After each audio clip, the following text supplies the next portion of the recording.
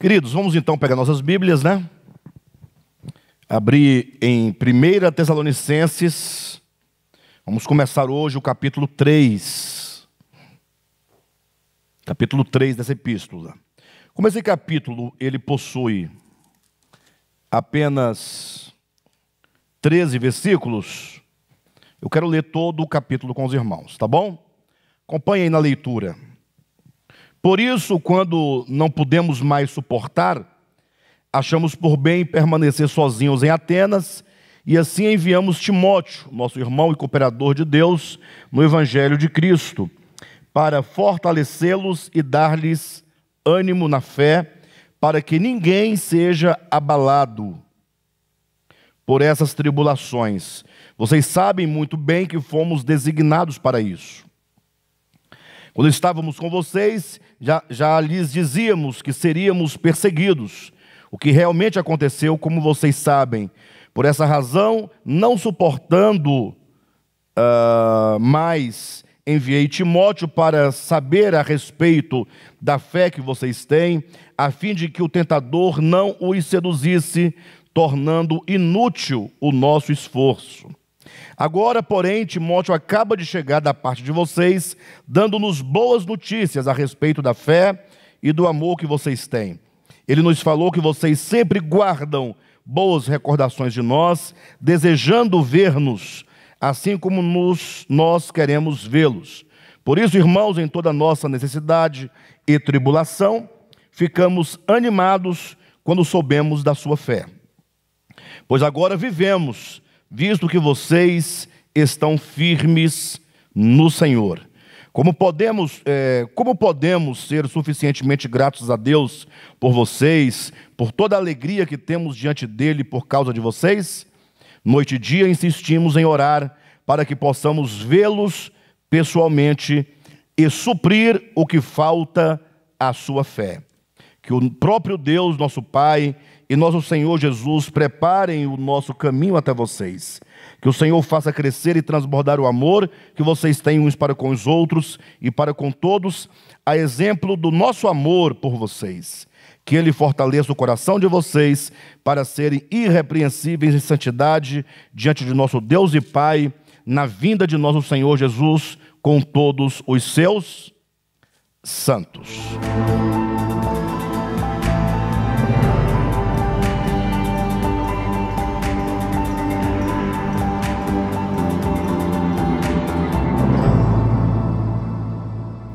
É isso aí, esse é o capítulo 3.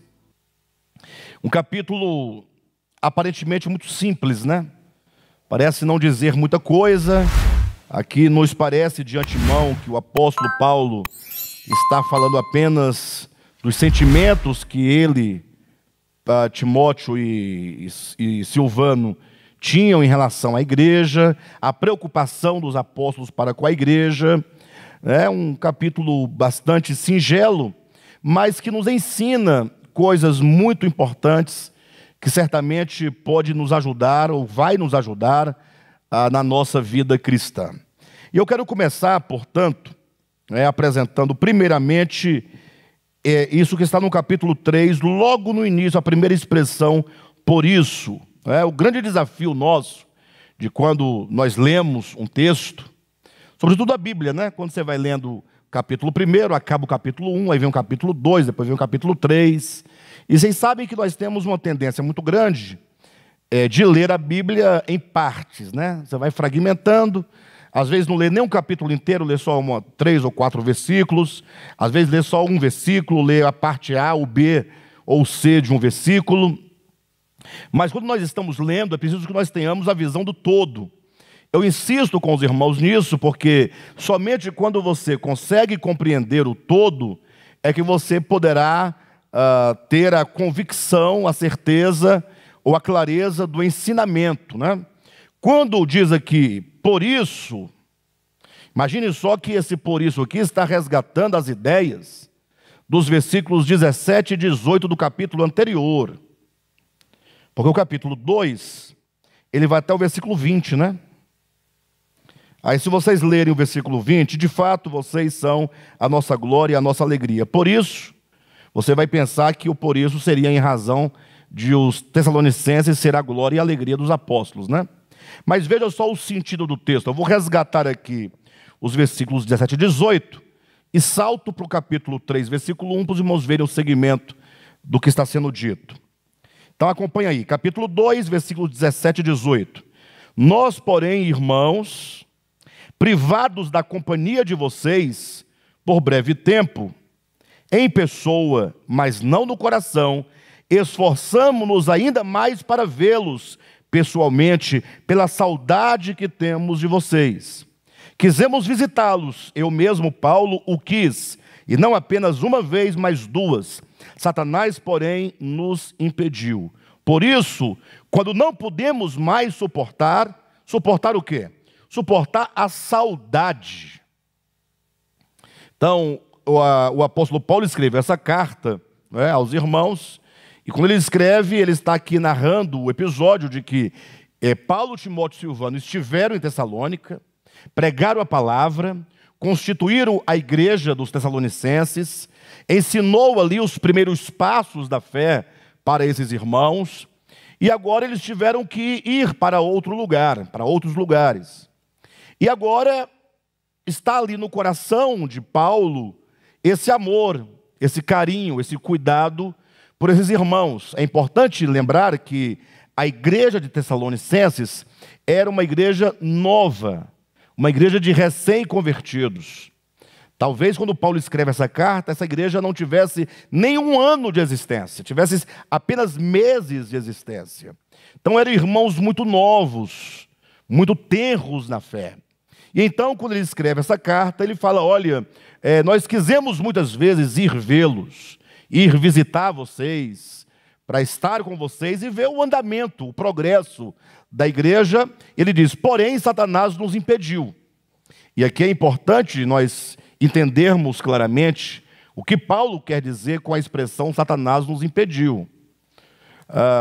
Já falamos sobre isso em outro estudo aí anterior, né? Algumas semanas, mas é importante resgatar, porque por causa desse versículo, muitos acabam conferindo um poder sobrenatural, ou melhor, um poder descomunal ao diabo, né?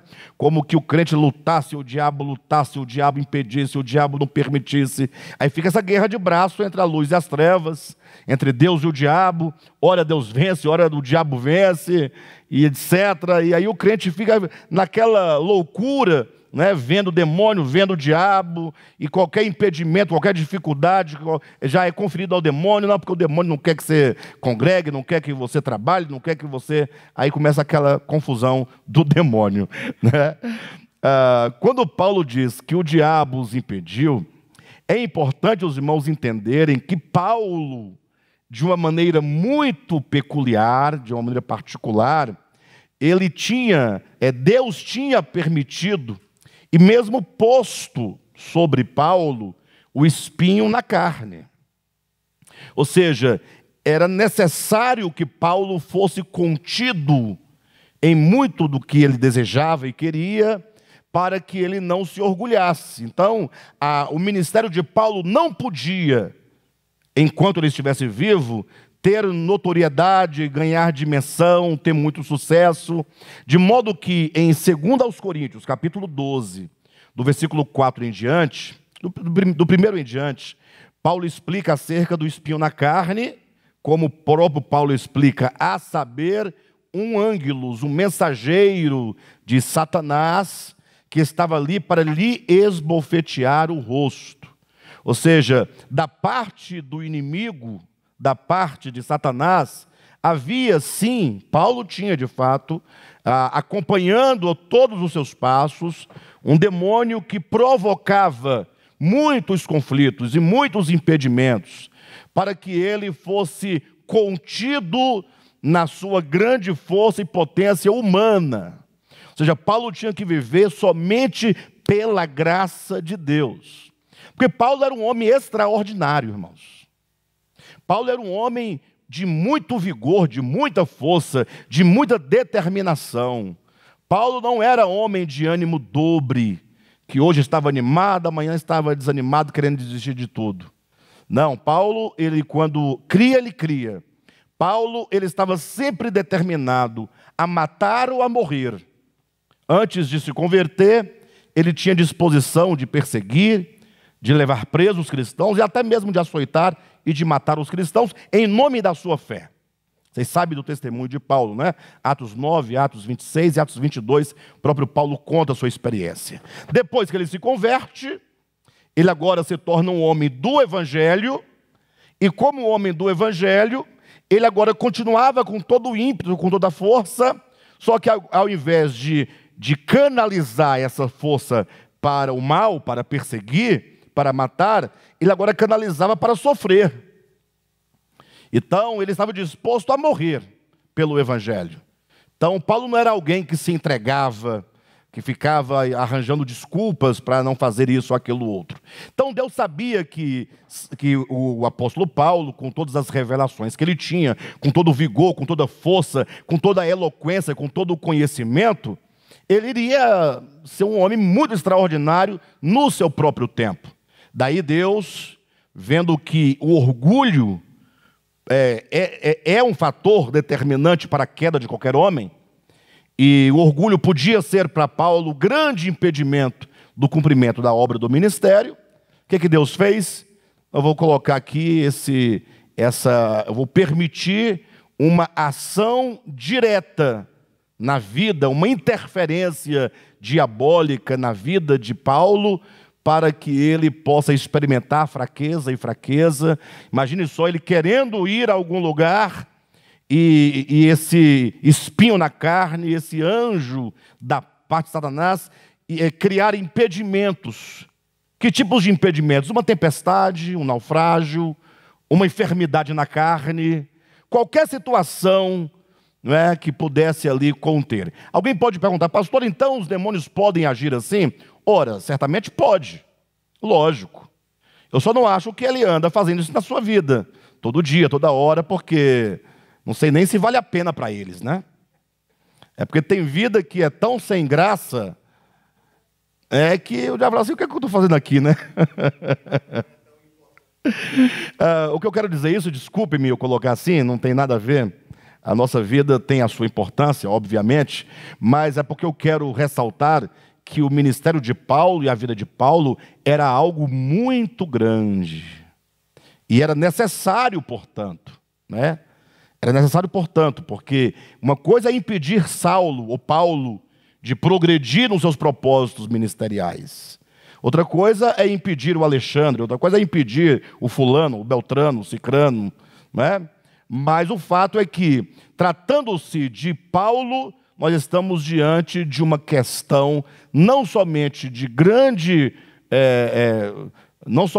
uma questão grande ministerialmente falando, mas sobretudo de uma questão de predestinação, de propósito eterno.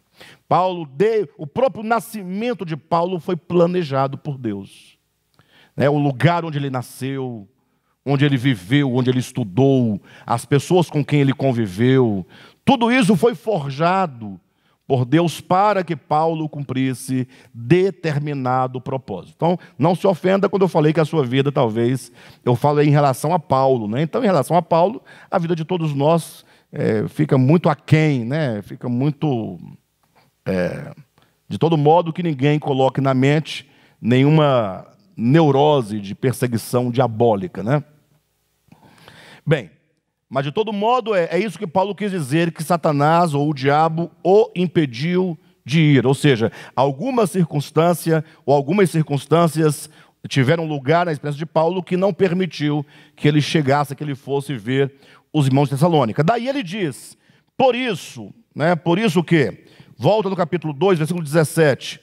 Nós, porém, irmãos, privados da companhia de vocês, por breve tempo, em pessoa, mas não no coração, esforçamo-nos ainda mais para vê-los pessoalmente, pela saudade que tínhamos de vocês. Paulo tinha uma relação muito pessoal com essa igreja, muito próxima com essa igreja, tinha um amor descomunal, um amor que ultrapassava exatamente o amor comum que ele sentia por outras igrejas, por outras pessoas, tinha uma afinidade maior, tinha ali uma relação muito mais próxima, de modo então que quando ele escreve essa carta, ele diz: olha, nós gostaríamos muito de ir vê-los.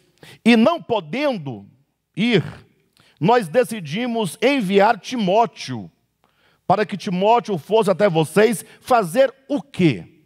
E essa pergunta que eu trago, o que Timóteo foi fazer em Tessalônica, é a questão do capítulo 3, e é a questão que nos interessa, a mim e a vocês hoje, 2000 anos depois de tudo isso. Então, capítulo 3, agora vamos seguindo, né? Por isso, quando não podemos mais suportar a saudade, suportar a distância, né? O desejo de vê-los, achamos por bem permanecer sozinhos em Atenas, e assim enviamos Timóteo, nosso irmão e cooperador de Deus no Evangelho de Cristo, para fortalecê-los e dar-lhes ânimo na fé, para que ninguém seja abalado.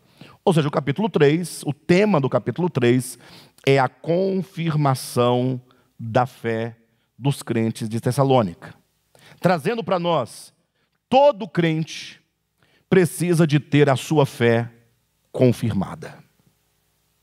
E esse é um ponto fundamental. Paulo vai demonstrar claramente por que é necessário que a nossa fé seja constantemente confirmada. Mas antes de nós explorarmos essa questão, vamos seguindo. Veja no versículo 5 que ele diz: por esta razão, não suportando mais, enviei Timóteo para saber a respeito da fé que vocês têm, a fim de que o tentador não os seduzisse, tornando inútil o nosso esforço.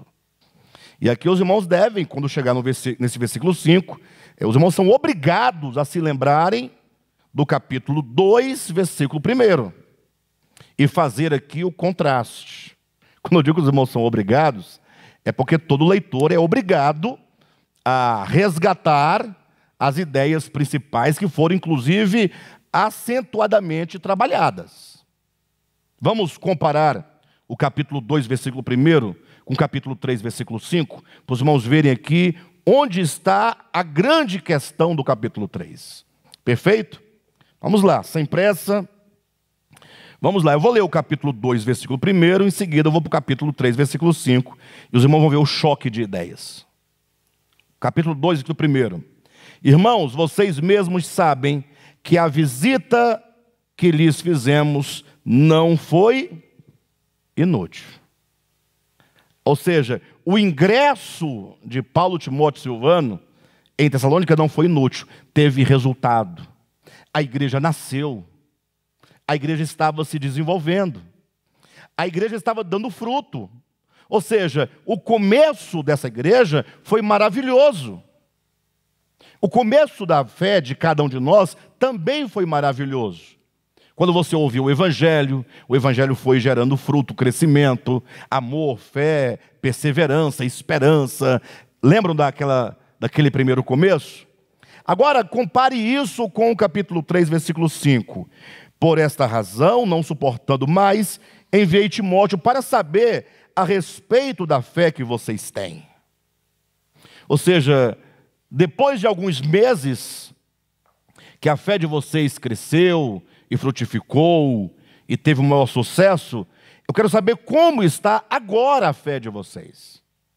Será que a fé de vocês continua do mesmo modo, continua crescendo, continua avançando? E olha a justificativa que ele dá para isso: a fim de que o tentador não os seduzisse, tornando inútil o nosso esforço. Ele diz primeiramente que o ingresso não foi inútil, mas o temor de Paulo é que com o passar do tempo, todo o esforço inicial fosse desfeito. Ou seja, trabalhou intensamente, pregou a palavra, ensinou os irmãos. Paulo apresenta ali a fé objetiva do Evangelho. A fé objetiva do Evangelho suscita no coração dos irmãos a fé subjetiva da palavra. Essa fé agora e essa palavra produz frutos. E Paulo quer dizer: mas e agora, depois de algum tempo, como anda a fé de vocês? Será que o tentador não ganhou ocasião por meio das lutas, das privações e das tribulações, e não tornou inútil o nosso trabalho, ou seja, foi útil o ingresso, mas com o tempo era possível que tudo o que fora construído fosse o quê? Minado, fosse o quê? Destruído, fosse o quê? Desfeito. E aí logo você precisa saber e compreender, sem questionamentos teológicos. Eu estou insistindo com os irmãos já há bastante tempo, porque logo a maioria das pessoas que estudam um pouco a Bíblia, ou que estuda as teologias sistemáticas, eles só conseguem pensar nos manuais de teologia, se esquecem de voltar a usar a Escritura, né? Então é possível que o trabalho que foi útil, o esforço que foi útil no início, pode ser desfeito com o tempo? Olha, é o que Paulo está dizendo. É o que Paulo está dizendo. E com isso eu quero convidar os irmãos a pensarem comigo um outro texto. Eu vou apenas mencionar, mas os irmãos vão se lembrar bem do texto. 2 Coríntios capítulo 11, versículo 3. Quando Paulo, ali agora, se dirige à igreja de Corinto, ele diz: olha, irmãos, eu temo, o meu temor é que assim como a serpente enganou a Eva no jardim, assim também sejam corrompidas as vossas mentes, e vocês se apartem da simplicidade devidas a Cristo. Ora, com quem Paulo está dizendo essas palavras? Está falando com a igreja de Corinto. Ou você está dizendo agora com os irmãos, com aqueles que creram no Evangelho.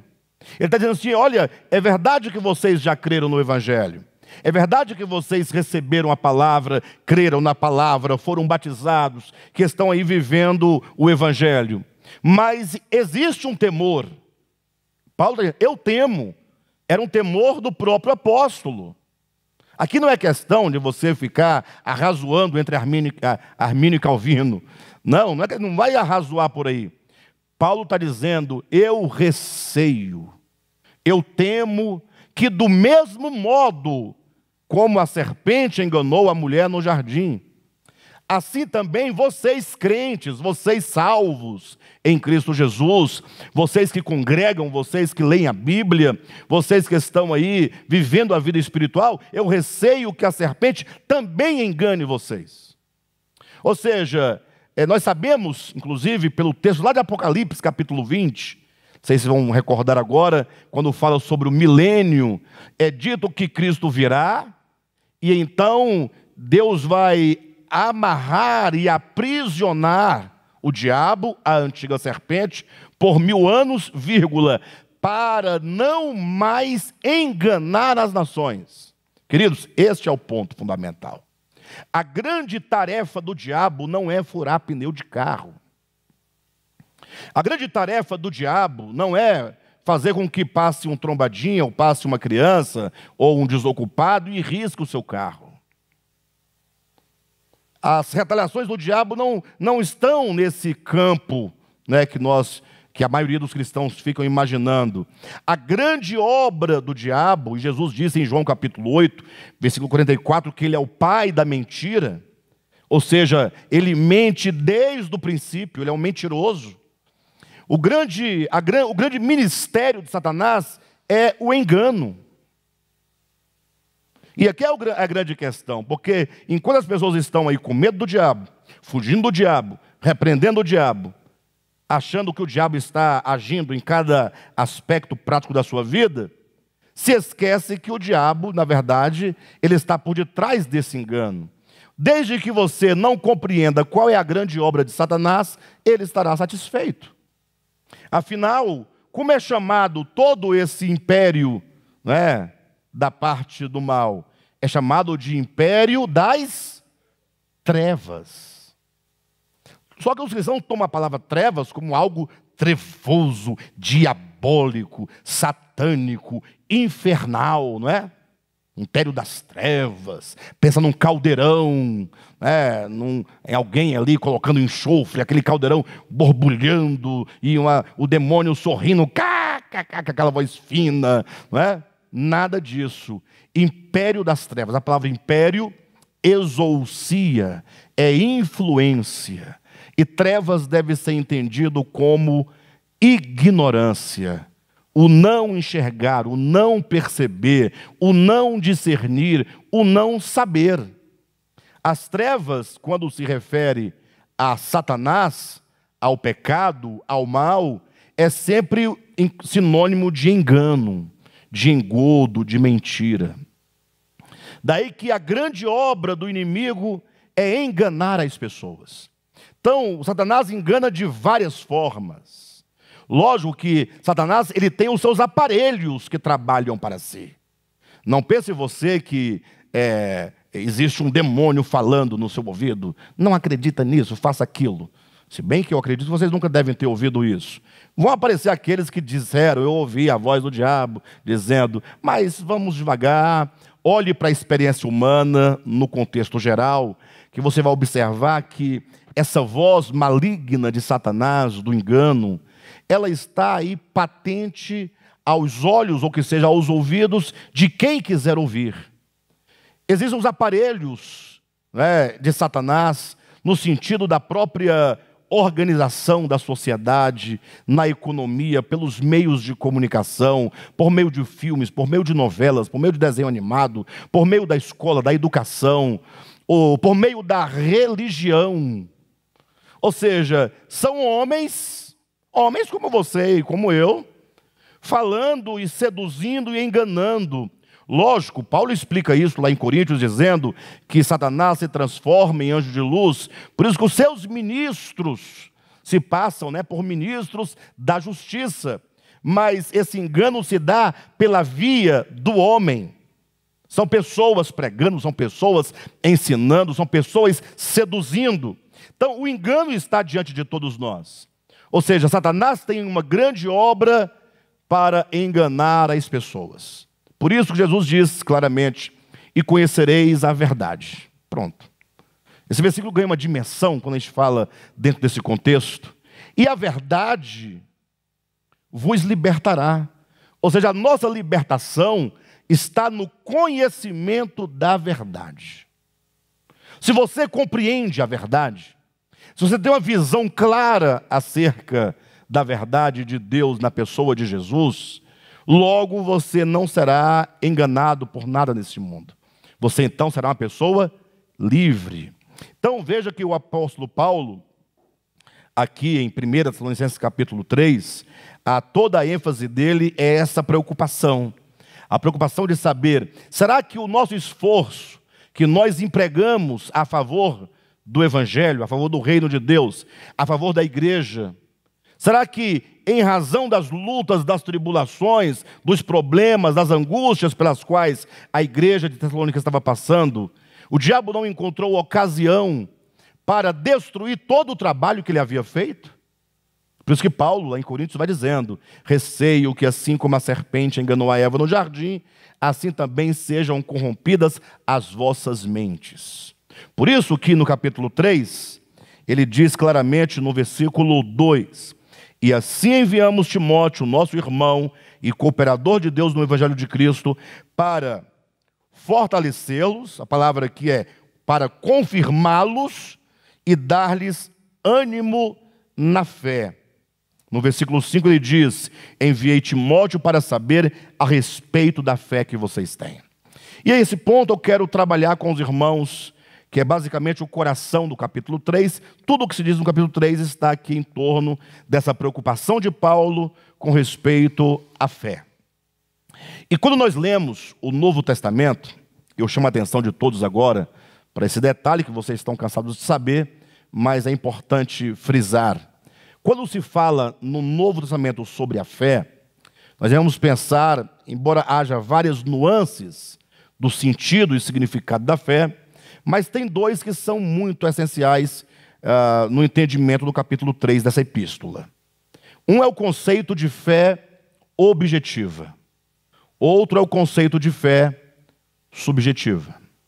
Ora, o que vem a ser a fé objetiva? A fé objetiva são, na verdade, é a pregação e é o ensinamento acerca de Deus na pessoa de Jesus Cristo, quanto à sua obra, quanto ao seu viver humano, quanto aos seus ensinamentos. Ou seja, Deus envia ao mundo o seu Filho para comunicar o homem à vontade de Deus. Por isso que a vontade de Deus, ela chega a nós primeiramente na forma de ensinamento. Ou seja, se perguntarem o que é a sã doutrina, o que é a fé do Evangelho, aí você então poderá definir e determinar na forma de ensinamento, não é? A encarnação de Cristo, o viver humano de Jesus, os seus ensinamentos que se encontram nos 4 evangelhos, Mateus, Marcos, Lucas e João, tudo que Jesus ensinou acerca do Pai, acerca do seu reino. Em uma palavra, poderíamos dizer que quando falamos de fé objetiva, estamos falando sobre a economia de Deus, sobre o propósito eterno de Deus. É a compreensão que se tem objetivamente acerca da verdade. Por isso que é importante que a igreja insistentemente ela prossiga na pregação da palavra para a igreja. Porque tem a pregação do evangelho para os incrédulos, mas a igreja ela tem como carro-chefe, como carro principal, como locomotiva, o ministério da palavra. A palavra sendo falada, sendo ensinada, sendo explicada. Agora, infelizmente, o fato é que o tempo em que nós vivemos é um tempo em que as pessoas não querem saber sobre a economia de Deus, não querem saber sobre a fé objetiva. Elas não têm um interesse real e um interesse correto, numa perspectiva correta, para perguntar sobre o que é a vontade de Deus. Porque a Bíblia, se vocês perceberem, ela é muito complexa. Tem muita coisa, muita informação. Aqui por aqui passam muitas veias carregando muita cultura, muitos costumes, muitas histórias, muitos nomes. Eu fico assim, engraçado, interessante que hoje mesmo, eu conversando com a minha esposa, e ela falou: meu bem, como é que está aí o canal, né? O seu novo canal no YouTube? Aí, como é que estão os inscritos aí? Eu falei: está crescendo bem devagarzinho, né? Tem dia que entram 2 pessoas, tem dia que tem 1 inscrito, aí passa 2, 3 dias sem nenhum inscrito, aí depois 2 pessoas se inscrevem. É muito lento, né? Muito lento. Ela falou assim: você vai ter que trazer aí uns temas mais assim interessantes, né? Eu falei: olha, mais interessantes do que o que nós estamos falando, eu desconheço, né? Coisas básicas, mas coisas necessárias. A questão é que as pessoas querem saber, mesmo quando diz respeito à Bíblia, coisas que não têm importância. Essa é a grande questão.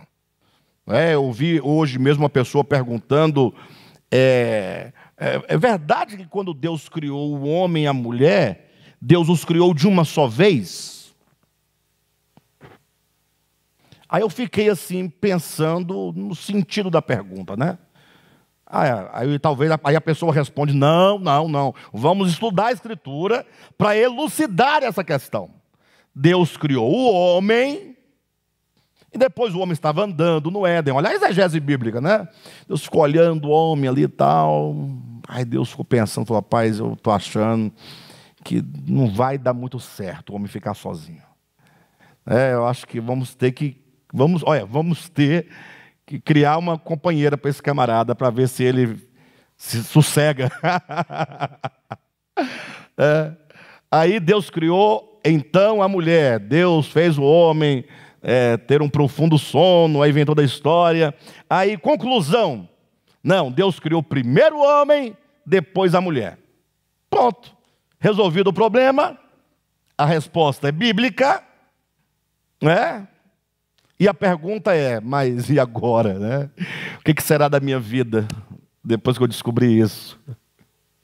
Ou, de outro modo, o que será da sua vida se você não souber disso? Irmãos, em nome de Jesus, puxa vida, eu não sei mais o que fazer. para que os irmãos, de uma vez por todas, compreendam que nós precisamos buscar as coisas essenciais, discernir aquilo que afeta diretamente a nossa vida, o nosso viver, e que define de fato e de verdade o nosso futuro eterno. Por isso, quando eu falo que a fé objetiva é a apresentação, né, de todo o propósito divino, é você entender, poxa, por que o homem, ao ser criado e colocado no jardim, ele pecou? Que pecado foi esse? Porque deve ser uma coisa muito grave, porque as consequências são muito grandes. Poxa, porque se todos os problemas que nós estamos vivendo na humanidade, vamos falar somente do nosso tempo, tanta miséria, tanta angústia, tanta destruição, tanta violência, tanta maldade, se tudo isso veio, de onde veio isso? Qual é a causa disso? Porque quando você encontra a causa, você pode tratar, e tratando, essas consequências serão resolvidas. Mas não, as pessoas estão preocupadas com a fruta. Qual foi a fruta que o homem e a mulher comeram no jardim? Então nós temos que perguntar, eu quero entender o que é o pecado, efetivamente. Eu preciso compreender por que para salvar o homem, olha a pergunta, Deus enviou o seu Filho ao mundo. Não havia outro meio, outro recurso. Por que a encarnação do Verbo? E você ir compreendendo essas questões, compreendendo organicamente. E aí você tem a compreensão dessa fé objetiva. O que é a fé objetiva? É a apresentação minuciosa dessas verdades que dizem respeito a Deus e a sua obra. Quando você compreende, portanto, a fé objetiva, agora você começa a ser trabalhado na sua fé subjetiva. É o ato de crer nestas verdades. É o ato de exercer fé nessas verdades. É o alinhamento do seu coração com o que essas verdades querem transmitir. Porque agora aquilo que era objetivo vai se tornando subjetivo. Você vai tomando para si essas questões. E agora essas verdades fundamentais vão passando a fazer parte do seu próprio ser, do seu próprio coração, da sua própria mente, das suas vontades, das suas emoções. É a fé subjetiva. É quando agora você diz, agora essa fé é a minha fé. E qual é a grande preocupação de Paulo aqui? É saber assim, olha, nós anunciamos a vocês a fé objetiva. Anunciamos o Evangelho. Usando os termos de Gálatas capítulo 3, versículo 1. Nós expusemos diante de vocês o Cristo crucificado. Vocês entenderam a palavra da cruz. Entenderam a morte e ressurreição de Jesus. E o nosso ingresso foi um sucesso. Teve êxito. E quando vocês ouviram aquela mensagem, vocês tomaram para si, e aquela fé objetiva agora tornou-se a fé subjetiva. Vocês se tornaram vivos, vocês renasceram, vocês se despertaram para uma perspectiva agora totalmente diferente, de modo que vocês deram as costas aos ídolos, às coisas passageiras, às coisas perversas e pecaminosas, para servir ao Deus vivo. Que coisa gloriosa! Agora a grande questão é, e como anda a fé de vocês? Ou seja, vocês continuam compreendendo a questão da economia de Deus? Ou será que o interesse por essa compreensão foi suplantado por outros interesses? Vocês sabem que nós não podemos guardar tudo. Você em algum momento vai ter que selecionar o que é mais importante para que você guarde no seu coração. Porque são muitas informações, são muitas coisas que você vai ouvindo, vai aprendendo e vai assimilando, né? E com o tempo é possível que nós vamos negligenciando o estudo e a compreensão das verdades objetivas. E só um detalhe para os irmãos entenderem aqui. Olha o versículo 10 do capítulo 3. Paulo diz: noite e dia insistimos em orar para que possamos vê-los pessoalmente e suprir o que falta à sua fé. Ou seja, Paulo diz: vocês tiveram a compreensão da fé objetiva. Mas essa compreensão que vocês tiveram é uma compreensão plena naquilo que foi apresentado. Não é uma compreensão plena de tudo o que há para ser apresentado. Por isso Paulo diz que era necessário que ele retornasse para suprir o que estava faltando. Em outras palavras, há muito ainda a ser compreendido acerca da economia de Deus. Então, o interesse de Paulo e a preocupação de Paulo era basicamente esta: aquilo que vocês entenderam e receberam como fé objetiva, continua firme? Ou as tribulações, as angústias foram destruindo isso em vocês? E quando se destrói a visão da fé objetiva, destrói-se, consequentemente, a fé subjetiva. E ele segue dizendo: porque ainda há muito a ser acrescentado na compreensão dessa fé objetiva. Ou seja, é no crescimento da igreja, no seu desenvolvimento espiritual, que as verdades vão sendo pouco a pouco apresentadas. Ou seja, Paulo está dizendo: vocês precisam ainda compreender coisas que não compreenderam antes. Até porque o conhecimento, queridos, da verdade objetiva de Deus, não é algo que nós podemos assimilar todo de uma só vez. Por diversos fatores. Primeiro, porque a verdade de Deus, ela é inesgotável. Quando você pensa que está compreendendo cabalmente alguma coisa, há muito daquilo a ser compreendido. Existe uma regra da hermenêutica filosófica que diz assim: hermenêutica filosófica ou significa, há muito que fica sem ser dito quando se diz algo. Quem entende o que eu estou dizendo? Quando se diz algo, ainda fica muito a ser dito acerca daquilo que foi dito. Imagine só que alguém escreve um livro. A pessoa escreve a partir de um vasto conhecimento de muitas experiências que ela teve. Sim ou não? Aí ela põe em livro. O que ela põe são as impressões daquele conhecimento que ela teve no momento que ela escrevia. Mas não tem como ele colocar aqui os porquês, as origens, as causas, as razões, os sentimentos, as impressões que o levaram aqui. E ele também não pode colocar no livro que hoje ele escreve as impressões que ele terá daquele tema quando ele ficar mais velho. Isso é muito certo e muito sério. Uma das grandes questões que Machado de Assis inaugura no seu livro Dom Casmurro é a ideia de que ele coloca o tal do Bentinho, que é o personagem, um dos personagens principais do texto, ele coloca ele na sua velhice, narrando a sua juventude. Agora, você imagine, uma pessoa de 50 anos, no caso da literatura machadiana, o Bentinho, contando os seus amores e as impressões que ele teve dos seus amores da sua juventude. Aí o próprio Bentinho vai ter que dizer: olha, eu não sei se foi bem assim.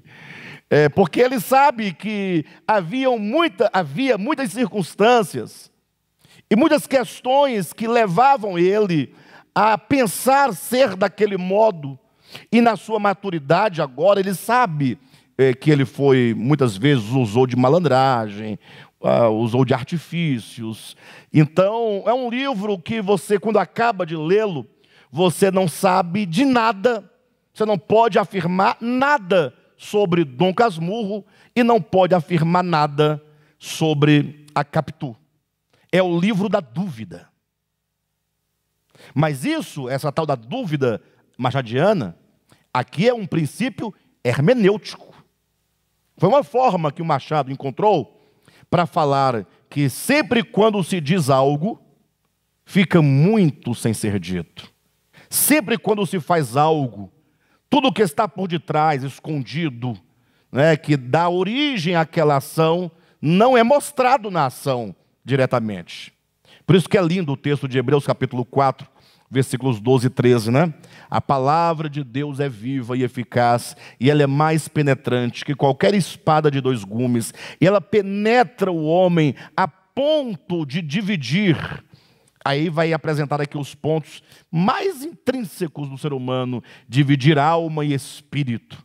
Olha a fineza, a agudeza, a eficácia dessa espada divina que é a palavra de Deus. Ela discerne, penetra a ponto de dividir alma e espírito, juntas e medulas, e é apta para discernir os pensamentos e propósitos do coração humano. Ou seja, nem o próprio homem sabe exatamente quais são os propósitos do seu coração. Muito do que fazemos há por detrás propósitos que nós não sabemos que lá eles estão. Por isso que Davi orava dizendo: Senhor, vê se há em mim algum caminho mau. Ora, mas Davi não sabia o que ele fazia? Não, ele sabia o que ele fazia, ele queria saber, ele queria que o Senhor, que conhece o homem e conhecia Davi mais do que ninguém, desde a célula que era tecida ali no ventre da sua mãe, toda a sua formação. Aí ele vai dizendo que a palavra não sai da sua boca, Deus já conhecia, porque Deus o cerca por detrás, por diante, não tem como fugir. Ele fala da onipotência, da onipresença e da onisciência divina. Ele diz: sonda-me, mostra, porque o Senhor, sabendo, pode me mostrar, e assim eu poderei ser guiado na vereda da justiça. Não é? Então, quando se fala sobre a fé, você não pode jamais pensar: eu cheguei agora no ponto culminante de toda a verdade. Não. A verdade não pode ser compreendida, a verdade do ponto de vista da fé objetiva não pode ser compreendida de uma só vez. Né? Por diversos fatores, como por exemplo, a própria influência que nós tivemos, o quanto que nós trazemos de influência dos nossos antepassados, e que existe em nós, acontece em nós como um fenômeno psicológico, epistemológico, que nos faz pensar que a verdade é uma coisa, você tem toda a convicção, mas isso pode ter sido apenas uma informação que foi sedimentada e que você carrega como verdade. Você precisa investigar, crescer no entendimento, sempre procurando compreender mais e mais. Por isso que existe o chamado princípio do promotor. Quando você pega uma determinada conclusão de um determinado tema, você agora precisa proceder como que um promotor e começar então a questionar aquela conclusão. Bater naquela conclusão de todos os lados, para que ela se declare, para que ela se manifeste, ou falsa ou verdadeira, ou pelo menos para que ela desperte em você a dúvida necessária para você se conscientizar que você precisa continuar em busca de saber. Porque a grande questão, e isso é um problema grave, é que o crente, isso de uma maneira quase que geral, ele pensa que ele conhece a verdade, que ele compreendeu a verdade. A verdade foi reduzida a 10 princípios, a 20 dogmas. E uma vez explicado com de 10 a 100 versículos, tudo aquilo, o camarada faz um mapinha, fechou, agora ele é conhecedor de toda a verdade. Então o que Paulo está dizendo? Primeiro, aquilo que você recebeu como a verdade de Deus, isso aí precisa de ser o quê? Aperfeiçoado. Ele vai dizer no versículo 10, isso aí precisa, como ele diz aqui no versículo 10, é preciso suprir o que falta à sua fé. Ou seja, ainda há muito a ser ensinado, há muito a ser compreendido. Então nós temos aqui pelo menos duas instâncias. A instância do saber, ele quer saber, aquilo que você compreendeu, permanece firme? Porque você também não pode ficar assim, no vazio, dizendo, nunca se sabe tudo, então não se tem certeza de nada. Não, você ouviu, e é o que Pedro vai chamar de a presente verdade. O que é a presente verdade? É a verdade que se concebe hoje. Não é a plena verdade, é a presente verdade. É o que eu concebo hoje. Isso está firme no seu entendimento? Isso está firme no seu coração? Agora, essa presente verdade, ela precisa de ser suprida quanto àquilo que lhe falta. Seja aquilo que não foi anunciado, ou seja aquilo que precisa de ser melhorado quanto à sua compreensão. Em outras palavras, a verdade é que muitos cristãos, sobretudo no nosso tempo, século 21, século de muita incredulidade, de muita informação, de muita desinformação, um século em que o tempo de 24 horas nos parece, psicologicamente, que está passando muito rápido. E essa velocidade psicológica com que os tempos vão passando, não é uma velocidade cronológica, é apenas psicológica, é o tempo psicológico. Isso existe em razão das nossas muitas atividades, dos nossos muitos objetivos, de tudo que nós queremos fazer caber dentro de 24 horas. Ou seja, o homem do século 21, ele é um super-homem, comparado ao homem do século 10, o homem do campo, que tinha lá os seus problemas, as suas ansiedades, tinha os seus medos, tinha os seus objetivos, mas não se pode comparar com a vida de um adolescente do século 21. A vida de um adolescente é uma vida louca, desesperada. Os pais estão mais loucos ainda. Está todo mundo correndo. E nesse tempo, nesse tempo de tantas coisas, falta tempo e falta lugar para a fé. Infelizmente. Daí os líderes descobrirem isso e pensarem, ora, e agora? Nós temos que dar um jeito desse povo se interessar pela fé. Daí a manipulação da fé. Tem que fazer uma campanha, tem que oferecer alguma coisa, né? Tem que trazer alguma coisa de ordem pragmática, para que as pessoas se interessem por Deus, se interessem pela Bíblia, e que o povo se interesse pela igreja. Do contrário, acaba. Os irmãos não têm ideia de quantas igrejas reformadas, protestantes, não fecharam o próprio prédio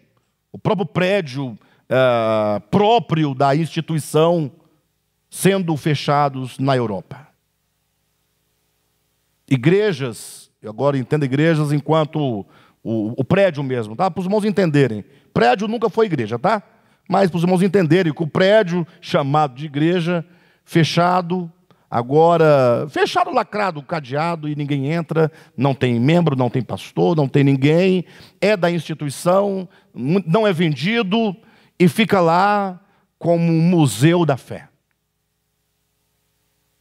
Isso porque os reformados, mesmo históricos, tradicionais, decidiram não corromper a fé com a negociata e o mercantilismo da teologia da prosperidade, e só o ensinamento dogmático já não tem mais interesse. Quem é que quer saber de Calvino no século 21? Predestinação do século 21, para! Tanta coisa para fazer na minha vida, você vem com ideia de predestinação, de oração, de Deus, de Bíblia. Ou seja, é um século muito difícil, muito complicado. As pessoas não encontram mais lugar para a fé. Não quer dizer que não haja pessoas assim, mas o número de pessoas que se interessam é muito insignificante diante de 8 bilhões de habitantes da Terra. Os irmãos percebem que aquilo que Jesus falou, não é, lá no livro de Lucas, capítulo 8, é muito verdadeiro, né? Quando ele diz: quando vier o Filho do Homem, achará porventura fé sobre a terra? Então ele estava exatamente falando do nosso tempo. Então o capítulo 3 de 1 Tessalonicenses fala sobre a confirmação da fé. A confirmação da fé objetiva e a confirmação da fé subjetiva. Ele fala, portanto, no caso, a confirmação dos irmãos de Tessalônica, e quanto a nós, fala da nossa necessidade de confirmação. Ou seja, ele diz: é preciso que nós nos preocupemos com a renovação da nossa fé. É o que está em Hebreus capítulo 2. Importa que nos apeguemos com mais firmeza às verdades ouvidas. O livro de Hebreus é um livro típico que explicaria a preocupação de Paulo aqui. O que é o livro de Hebreus? O livro de Hebreus é um livro escrito aos hebreus convertidos a Cristo e que agora estavam vivendo uma situação complicada, porque sofrendo muitas perseguições. O capítulo 10 de Hebreus, capítulo 10, diz que eles sofreram muito martírio, os bens foram espoliados, tomados pelas autoridades. Só que esses irmãos agora estavam sendo tentados, diante de tanto sofrimento, tanta tribulação, a abandonar a fé objetiva e a fé subjetiva. Agora, a ordem é sempre assim: primeiro a fé objetiva, para acionar a fé subjetiva. Quem entendeu? Você ouve, compreende, agora você pode exercer fé naquilo. Agora, para retroceder é o contrário, é o esfriamento da fé subjetiva que nos leva ao abandono da fé objetiva. É um caminho inverso. E Paulo justifica aqui, no capítulo 3 dessa epístola, assim como na epístola aos Hebreus, que o grande problema da época, que é o contexto histórico em que essas cartas foram escritas, era o problema das perseguições e das tribulações. Imagine você ali firme na fé, e Jesus vai voltar, ele vai aparecer nas nuvens, vai arrebatar o seu povo, e vai destruir os ímpios, vai ser uma coisa gloriosa, aquela coisa maravilhosa. Aí passa 1 ano, passa 5 anos, passa 10 anos, você vai conhecendo melhor os irmãos, o defeito dos irmãos, a dificuldade dos irmãos. Você vai vendo que os irmãos não é lá essas coisas, quando você pensava que era uma coisa, não é bem aquilo. E aí vem as dificuldades, as tribulações, as perseguições. E aí você começa a repensar a sua fé. Não no sentido positivo, mas no sentido negativo. Será que está valendo a pena? Irmãos, deixa eu falar uma coisa para os irmãos aqui. Eu sou falador, né? Eu falo para mim que não vou falar e acaba que no momento eu acabo falando, mas é assim mesmo. Nós temos que pensar bem a questão da nossa fé. Muito. Veja bem, eu vou trazer 2 exemplos para os irmãos. Mas os exemplos não são bem os exemplos, né? É o exemplo para exemplificar atitudes. Nós, seres humanos. Veio a pandemia, perfeito? A pandemia, ela foi muito boa para nos revelar, nos mostrar. Quem for honesto consigo mesmo, pôde se conhecer um pouquinho mais nesse período. Olha, eu louvo a Deus por uma coisa muito boa que nos aconteceu. Todos os irmãos, todos, que continuaram a congregar, mesmo em tempo do início no discurso da pandemia. Os irmãos, sobretudo, que nunca deixaram de vir em razão dos serviços, porque a própria igreja foi orientada a acompanhar de casa. Vocês lembram, né? A própria igreja falou, o ministério falou: irmãos, fiquem em casa, venham para cá somente aquele que vai ministrar, o que vai cantar, o que vai fazer, o mínimo possível de pessoas.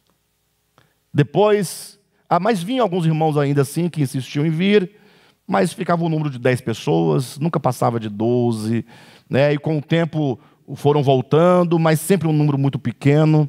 E observando tudo isso, eu quero dizer para os irmãos que de todos esses irmãos que decidiram vir, não deixar de vir, alguns deles nem pegaram Covid, graças a Deus por isso, e nenhum deles, se é que pegou Covid, teve consequência grave. Nenhum foi para o hospital. Nenhum. Não que não pudesse ter ido, né? Eu estou aqui dizendo que coisa boa, porque isso nos fortalece a nossa fé. Não é? Fortalece a nossa fé.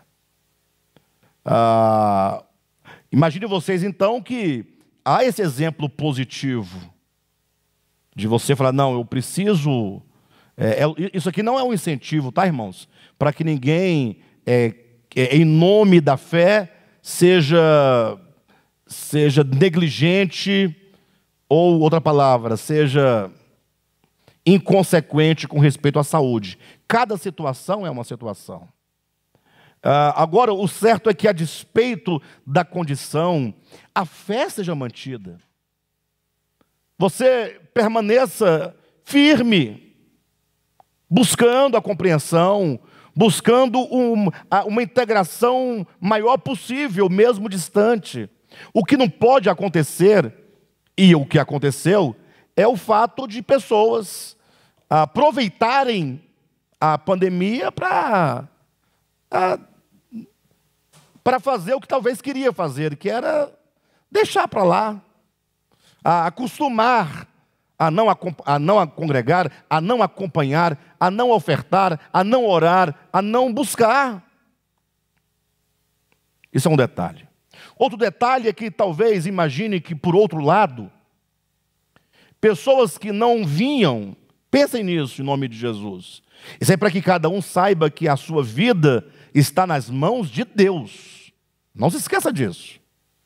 Pessoas que não vinham à reunião por situação mesmo de responsabilidade, de ser uma pessoa consequente, mas de repente morreu de outra coisa. Fugindo de uma situação, cai em outra. Olha como que ninguém tem o controle de nada. Então, diante desses fatos aqui apresentados, o que nós devemos fazer? Pensar naquilo que é essencial. A sua fé objetiva, a compreensão. Procure compreender a verdade divina na medida daquilo que é possível de se compreender. Se eu fosse vocês, se eu, Alexandre Rodrigues, fosse vocês, fosse cada um de vocês, se eu fosse todos vocês, eu chegaria para essa pessoa que está aqui e diria assim: Alexandre, faça uma conferência de 3 dias, de 5 dias, de 10 dias, de quantos dias você achar que deve fazer, mas nós queremos entender a obra de redenção. É o tema do momento para esse ministério. E a gente vai falando aos poucos, vai apresentando um ponto ou outro, não é? Os irmãos vão entendendo como podem entender, etc. Mas esse é o ponto crucial. Entender a redenção de Cristo de forma completa naquilo que se pode entender e detalhada. O Marcinho está perguntando quando é que vai ser agendada essa conferência. Só para não perder aqui, o Marcinho está perguntando quando será agendado. Vamos aguardar as solicitações, né? Mas é muito importante que isso aconteça. O Valdinei está voltando no assunto da incredulidade dos europeus, né? E ele coloca que será que o problema do poder aquisitivo, do dinheiro, não seria esse um fator determinante para a tamanha incredulidade? Eu digo que sim, não é? São os tempos. E no Brasil não é diferente. No Brasil parece ser diferente, mas o volume de igrejas e de busca por igrejas hoje em dia existe exatamente porque os pastores uma boa parte deles, ao perceberem que não seria diferente no Brasil como foi na Europa, eles decidiram inovar o Evangelho. Nessa inovação, manipular o Evangelho, e aí tem que oferecer algo para o povo, né? Bem, mas em suma, o capítulo 3 nos chama a essa responsabilidade. Tá bom, meus queridos? Eu quero incentivar os irmãos a permanecerem firmes no Senhor. Vamos ser uma igreja diferente. Vamos buscar a compreensão e buscar fortalecer a nossa fé interior, porque os dias são maus, os dias estão aí cada vez mais próximo do fim. Tá bom?